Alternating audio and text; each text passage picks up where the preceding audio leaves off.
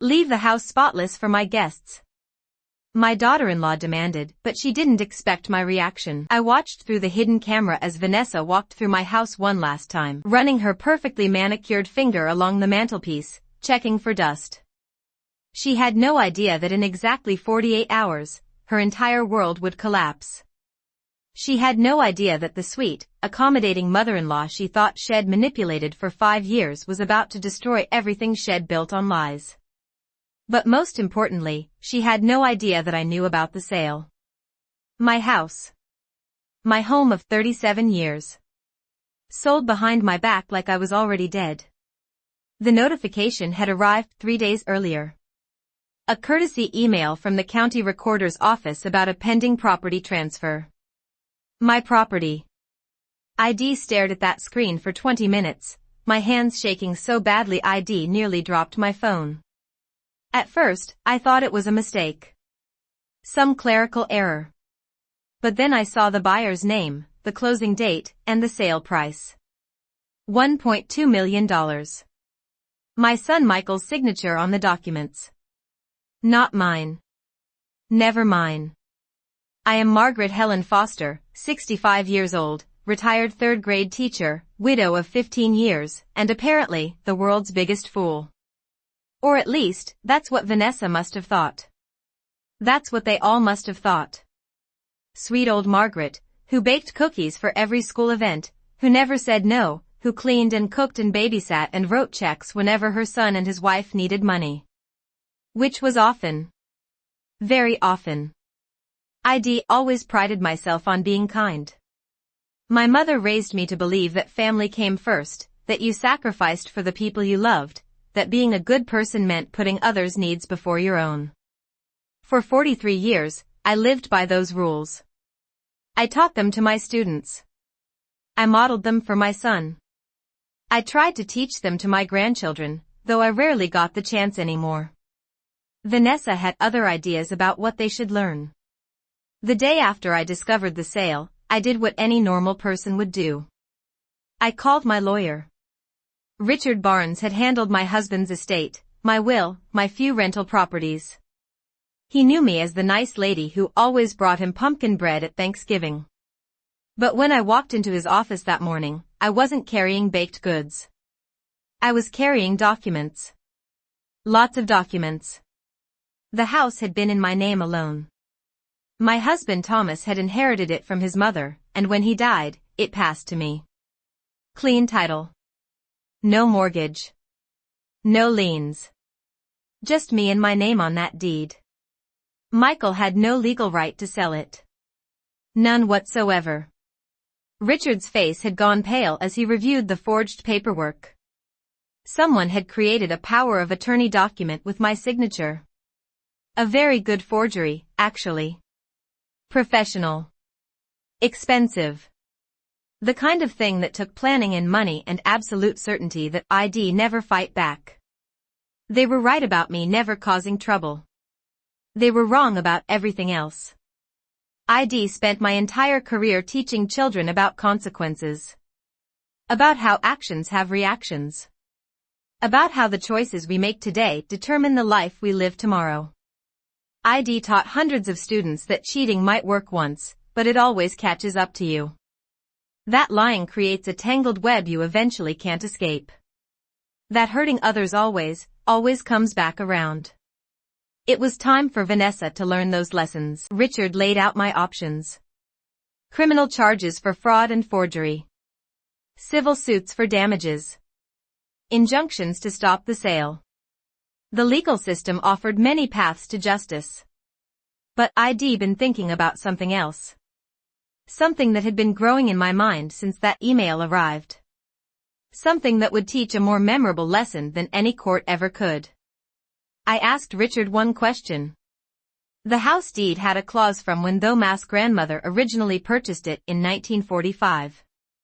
An old family protection provision that said if the property was ever sold without the primary owner's written, notarized consent, ownership would automatically revert to that owner and the sale would be voided, with all funds returned to the buyer. Was that clause still enforceable? Richard had smiled then. The kind of smile a chess player makes when they see checkmate 12 moves away. He made some calls. Did some research.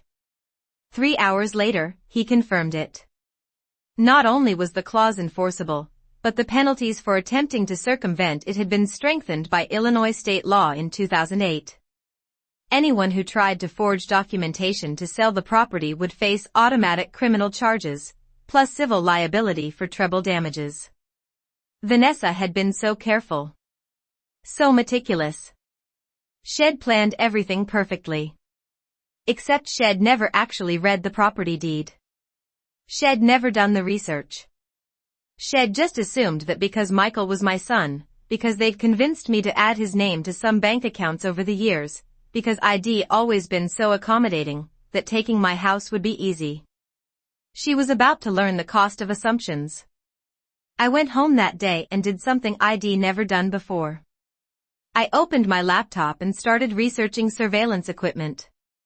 By evening, I'd ordered 6 wireless cameras, 4 audio recording devices, and a system that would live stream everything to a secure server. They arrived 2 days later. I spent an afternoon installing them throughout the house, hidden in picture frames, tucked behind books, positioned perfectly to capture every room, every conversation, every moment of what was coming. Then I waited. Vanessa's text message arrived on a Tuesday morning. She never called anymore. Calls required actual conversation, and Vanessa had stopped pretending to care about conversations with me around the time she got what she wanted from the last favor I'd done for her. That had been 6 months ago, a $50,000 loan for her boutique expansion. A loan she'd promised to repay within the year. A loan she'd never had any intention of repaying, according to the texts I'd found later. The message was brief. Imperious. Exactly what I'd expected from her by now. She needed me to clean the house. Deep clean. She had important guests coming that weekend. Clients for Michael's business. Very wealthy potential investors. Everything needed to be perfect. Spotless. She'd send me a list of requirements. She expected it done by Friday evening. No excuses. I stared at that message for a long time. Once upon a time, it would have hurt me. The casual assumption that I'd drop everything to serve her needs. The complete lack of please or thank you. The way she ordered me around in my own home like I was hired help. But I was past hurt now. I was somewhere colder. Somewhere calculated. I texted back immediately. Of course, I wrote. I'd be happy to help. I'd make sure everything was absolutely perfect for her guests. She wouldn't be disappointed. She didn't even respond with a thank you. The list arrived an hour later. 4 pages long. Every room detailed with specific instructions. The windows needed washing, inside and out. The hardwood floors required special treatment with some expensive polish she'd ordered, delivered to my address, at my expense. The kitchen needed complete sterilization. The bathrooms should sparkle. The guest rooms needed fresh linens, the expensive kind, also charged to me. The garden needed weeding. The driveway needed power washing. 4 pages of demands for my labor in my own house that she'd already sold. I read through the entire list twice. Then I started planning. Thursday evening, Vanessa called. The only time she called was when she wanted to criticize or complain. This time, she wanted to remind me that Michael's business partners were extremely important people. That this meeting could make or break their financial future. That I needed to understand how critical it was that everything be absolutely flawless. Then she said something that made my blood freeze. She mentioned, casually, that after this weekend, I really should start thinking about downsizing. That the house was too big for just me. That it was silly for an elderly woman to maintain such a large property. That she and Michael had been discussing options for me. A nice assisted living facility. Somewhere I'd be taken care of. Somewhere appropriate for someone my age. She actually used that word. Appropriate. I thanked her for thinking of me. I assured her the house would be spotless. I told her I'd been doing some thinking about my future myself. That I had some surprises planned. She laughed. The kind of laugh you give a child who says something cute but meaningless. Then she hung up. That night, I didn't sleep. I sat in my living room, in the chair where Thomas and I used to watch old movies together, and I remembered. Remembered bringing Michael home from the hospital to this house. Remembered teaching him to ride a bike in that driveway.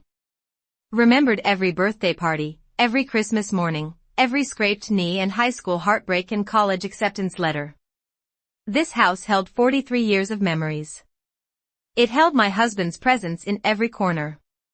It held my life, and Vanessa was taking it away like it meant nothing. Friday morning, I started cleaning. But not the way Vanessa expected.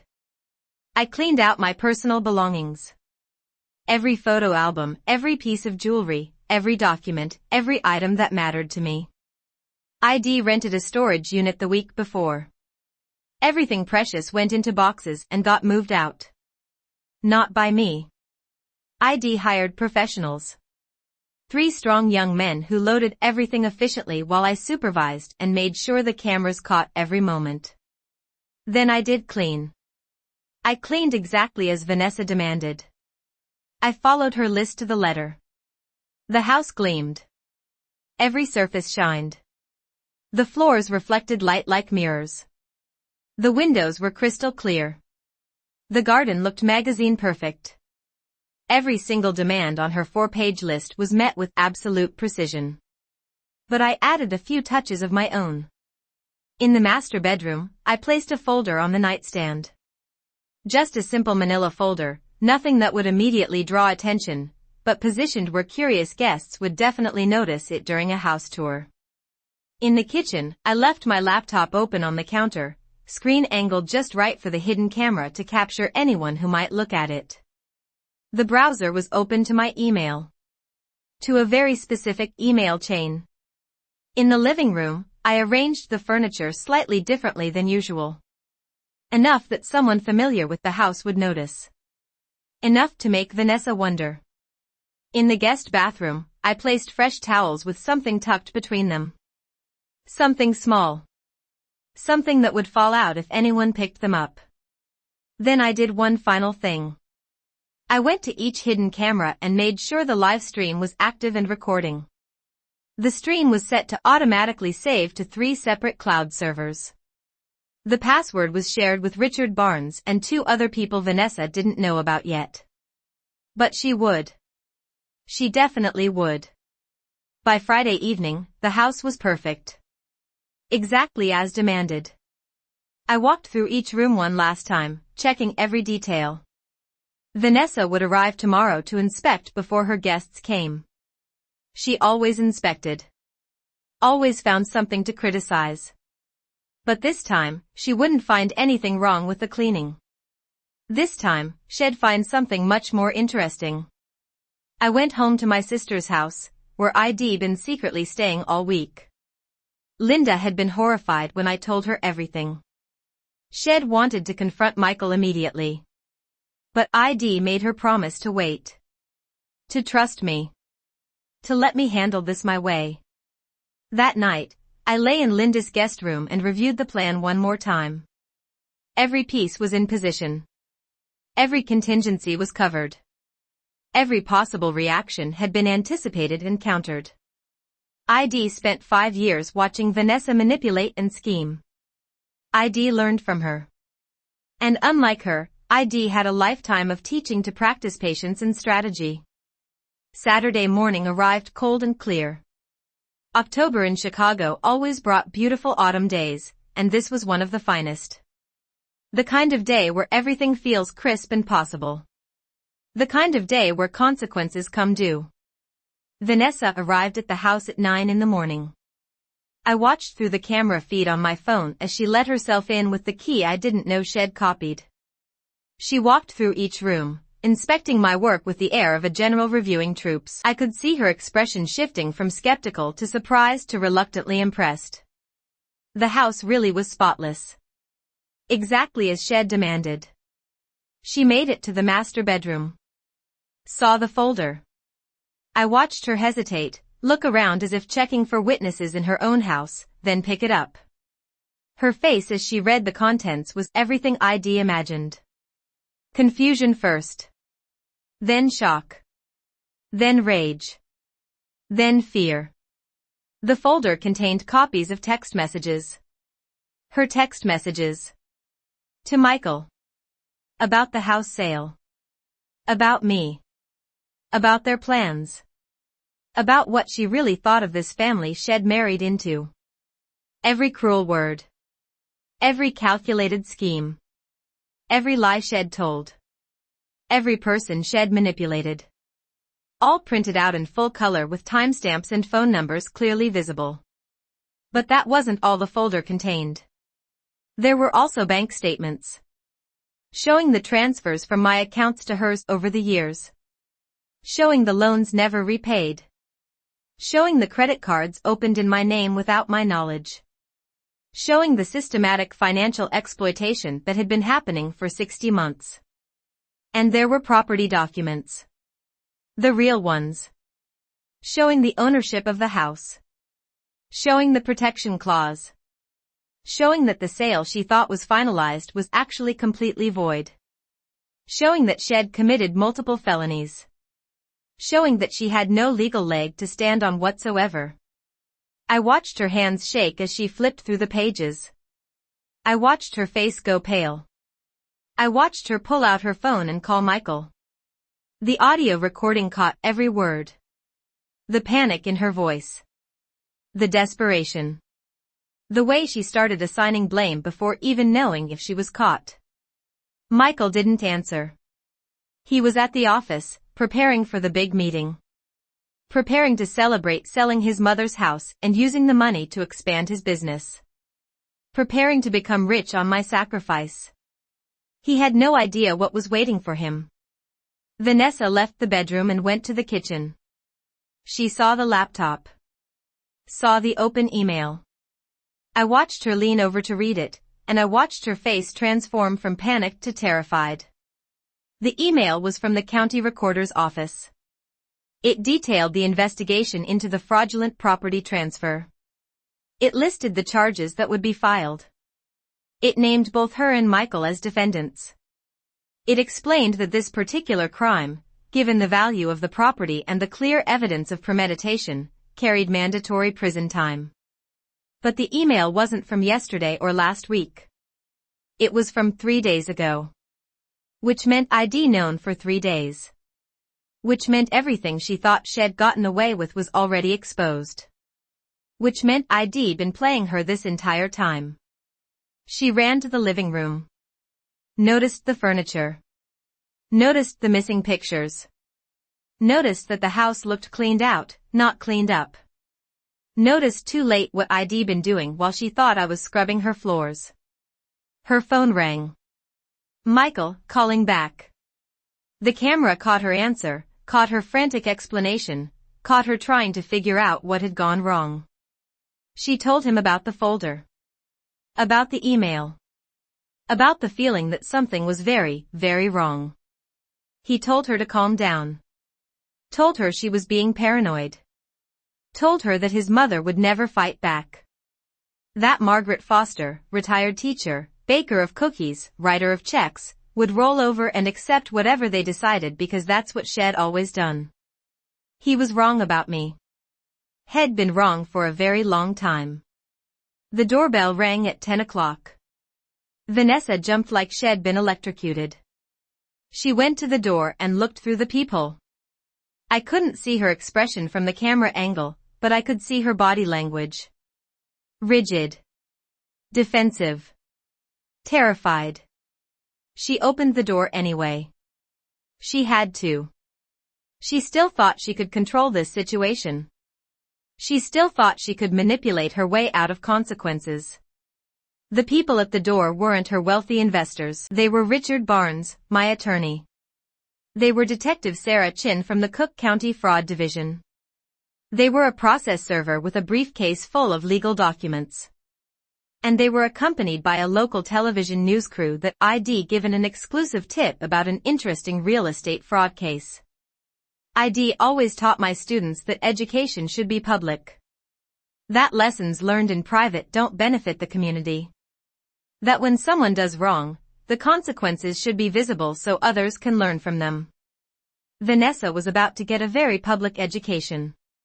Richard explained the situation with the calm precision of someone who'd been practicing law for 30 years.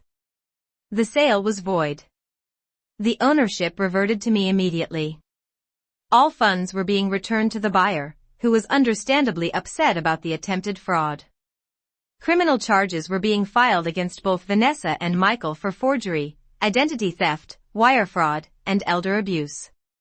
Civil suits were being prepared for the return of all misappropriated funds plus treble damages as required by Illinois law. Vanessa tried to talk her way out of it. I watched her on my phone screen, cycling through her usual manipulation tactics. Tears. Confusion. Claims of misunderstanding. Blame shifting to Michael. Claims that ID given permission verbally.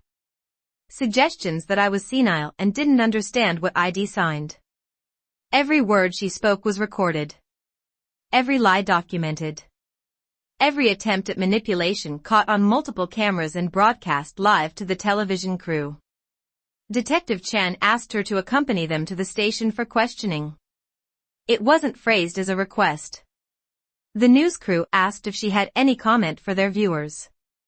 Any explanation for how a successful businesswoman had attempted to defraud her own mother-in-law. Vanessa looked directly at the camera. And for just a moment, the mask dropped completely. I saw the real her. The person she'd always been under the charm and beauty and perfect manners. Someone who thought rules didn't apply to her. Someone who thought kindness was weakness. Someone who had underestimated the wrong elderly woman. She cursed at the camera. Actually cursed. The kind of language that would require bleeping for broadcast. The kind of outburst that revealed exactly who she really was. Then she tried to run. Literally tried to run out the back door of my house. My house that she'd already mentally counted as sold. My house that she'd already spent the money from. My house that was going to destroy her entire carefully constructed life. She made it about 15 feet before Detective Chin caught up with her. Handcuffs came out. Rights were read. The news camera caught everything. I sat in Linda's living room, watching it all unfold on my phone, and I felt something I hadn't felt in 5 years. Peace. Michael arrived home an hour later. His business partners had come with him, ready for the big celebration meeting. Ready to tour the beautiful house and hear about the exciting expansion plans. Ready to invest in a man whose success story included sacrificing his elderly mother for profit. Instead, they found police cars in the driveway. News vans on the street. Their potential business partner being led out in handcuffs while screaming about how this was all a misunderstanding. ID emailed Michael's business partners that morning. Sent them copies of everything Vanessa had done. Explained exactly how their potential partner conducted his personal finances. Suggested they might want to reconsider their investment. They reconsidered very quickly. Michael tried to call me. 17 times in 3 hours. I didn't answer. There was nothing he could say that I wanted to hear. Nothing he could explain that would make this acceptable. Nothing that would change what he'd done. He left voicemails. Angry at first, demanding to know what I'd done. Then confused, claiming this was all Vanessa's idea. Then panicked, begging me to fix it. Then desperate, promising to make everything right if I just called him back. I listened to each one. Then I saved them all as evidence. Richard called me that evening. The buyers of the house had been incredibly understanding once they learned what had happened. They'd actually thanked me for stopping the sale before they'd moved in. They'd asked if I'd be interested in selling legitimately at some point, given that they'd already fallen in love with the property. I told Richard I'd think about it. Right now, I just wanted to live in peace in my own home. The home that was finally, legally, irrevocably mine again. The news story ran that night. Local news first, then picked up by state networks, then eventually making its way to national morning shows. The story of a retired teacher had been betrayed by her family and fought back legally, cleverly, completely. The story of how underestimating elderly women was a mistake that came with consequences. The story of how Margaret Foster cleaned house in more ways than one. My phone exploded with messages. Former students, reaching out to say they'd seen the news and were proud of me. Neighbors, expressing support and admiration. Old friends from the school district, telling me they'd always known I was stronger than I looked. But the messages that mattered most came from my grandchildren. Sophia, 16 years old, sent a text that made me cry for the first time through this entire ordeal. "Grandma," she wrote, "I always knew you were brave. I'm sorry we haven't visited more. I'm sorry Mom kept us away. I'm sorry we didn't see what was happening. Can I come see you?" Her brother James, 14, sent something similar. "You're awesome, Grandma. Mom always said you were weak, but you're like a superhero. Can we talk?" And Emma, just 11, sent a voice message. "Grandma Margaret, I saw you on TV. You look really pretty. And really mad. Are you mad at us too? Because I miss you. I miss your cookies. I miss your stories. I miss you." I called each of them. Long conversations where they told me how Vanessa had controlled their access to me. How Shed monitored their calls and messages. How Shed told them I was too old and tired for visitors. How Shed slowly built a wall between us while making it seem like I was the one pulling away. I told them I loved them. Told them my door was always open. Told them that nothing they'd done was their fault. Told them that families sometimes had to be rebuilt, and I was ready to start building. Within a week, the full scope of Vanessa and Michael's schemes became clear. The forged documents were just the beginning. They'd been systematically stealing from me for years. Credit cards in my name. Loans using my credit. Transferred funds from accounts I'd forgotten I had. Bank statements that never quite made it to my mailbox. A paper trail of small thefts that added up to over $400,000. Richard filed a comprehensive lawsuit. The district attorney added charges. The IRS, alerted to discrepancies in their tax returns, started an audit. The state licensing board began investigating Michael's business practices. Everything they'd built on lies started collapsing. Michael tried to negotiate. Offered to pay everything back if I dropped the charges. Offered to sign over his business if I made it all go away. Offered to disappear from my life completely if I just saved him from prison. I declined. Not out of cruelty. Not even entirely out of justice. But because consequences matter. Because actions have reactions. Because my son had learned somewhere along the way that his mother's kindness was weakness, and he needed to unlearn that lesson. He needed to understand that love doesn't mean being a doormat. That family doesn't mean unlimited tolerance for abuse.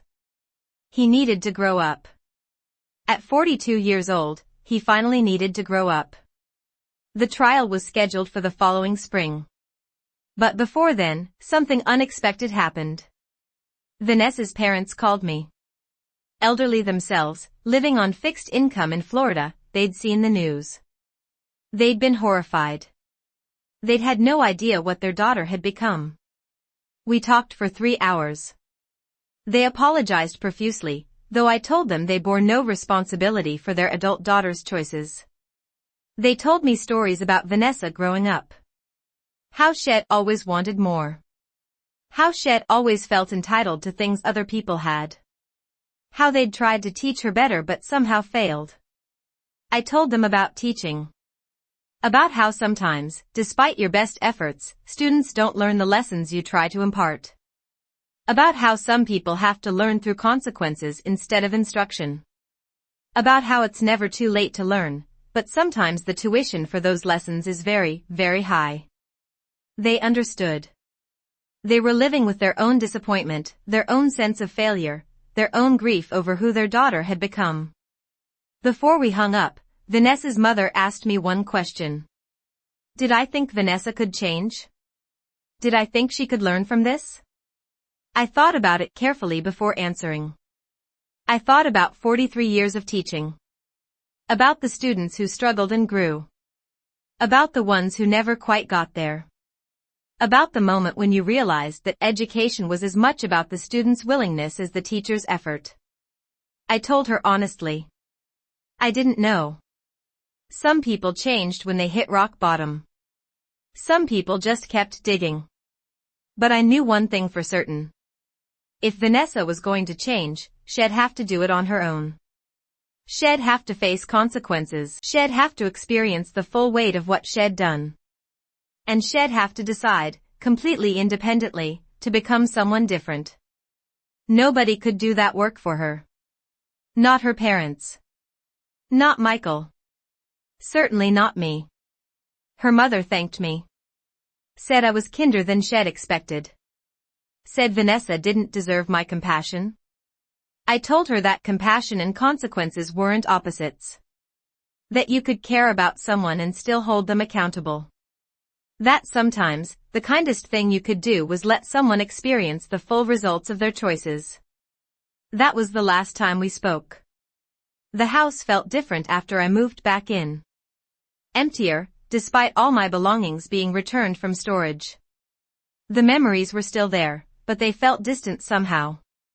Like they belonged to someone else. The Margaret had lived here before was gone. Someone new lived here now. Someone had learned that kindness wasn't weakness.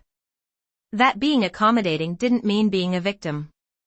That family was something you built with people who valued you, not something you tolerated from people who used you. I started teaching again. Not in schools. Online tutoring for struggling students. Helping kids who needed someone patient and kind and willing to believe in them. Kids whose families couldn't afford expensive help.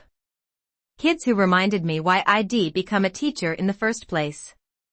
My grandchildren started visiting. Every other weekend at first, then more frequently. We baked cookies. We watched movies. We talked about their lives, their dreams, their fears. We rebuilt what Vanessa had tried to destroy. Sophia told me she wanted to be a lawyer. Said watching me fight back had inspired her. Said she wanted to help people who'd been taken advantage of. James said he wanted to be a teacher.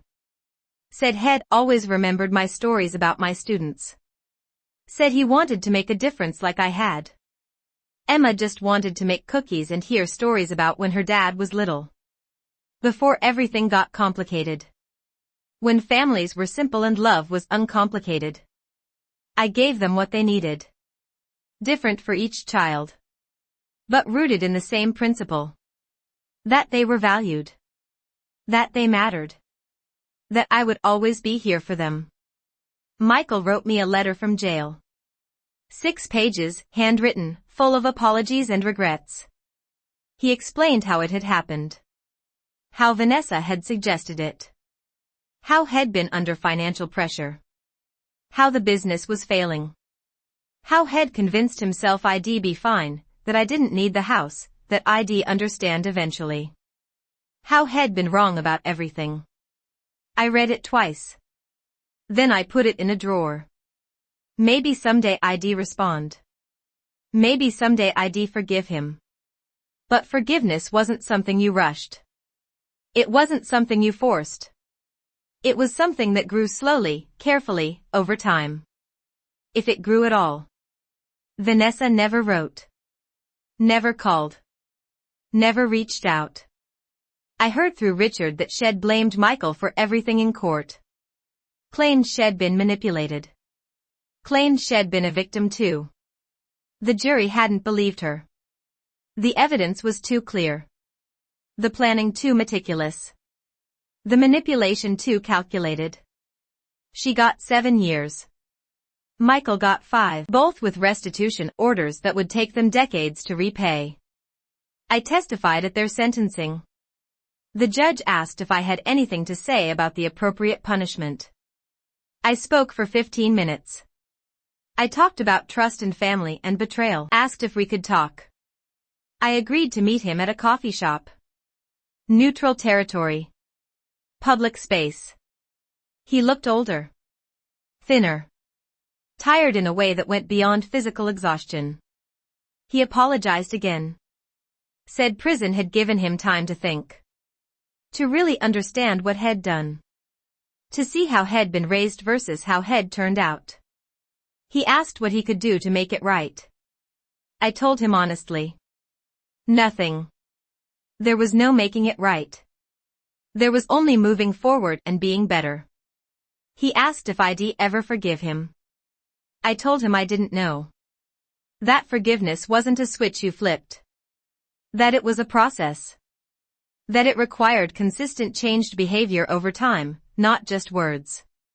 He asked if he could see his children. I said that was between him and them.